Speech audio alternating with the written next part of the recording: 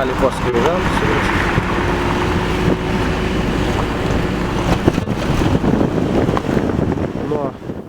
Maždaug nuo pastotės ir už tvenkinio krūmukai kažkur tais. Aha, krūmukus matau, kalniukus kylant. Tada einam į kairę, maždaug tą palei tą ribą, tas alksnis jūsų, beržas jūsų. Paskui linija eina iki pat kelio. Ir iki kelio. Jisai stačiakamis, ne? Kelias žvyras.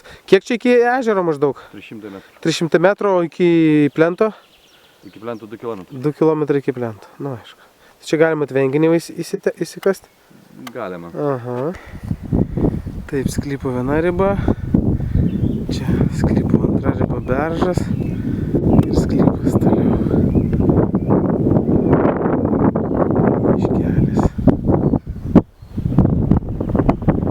Žodžiu, maždaug riba. Paskutinis medis po dešinį. Aha, aha, jo. Per metras.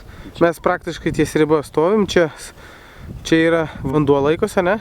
Laikosi vanduo, galima šaltiniuota vieta. Nedidelį prūdelį įsikast. Aha, ant kalvos. Tada ten toliau irgi šaltiniuota vieta. Beržas, alksnis ir čia kažkur ties to beržų. Čia suprojektuotas namas šitoj vietoj. Aha. Va čia. Aha, ir tas beržas maždaug riba, ne? Už beržų dar 2 metrai. Už beržą dar 2 metrai. Aha. O, matosi tenai galėsim nueiti. Tai. Ir už beržų dar kažkur 4 metrai. Ir ten miškelis šalia.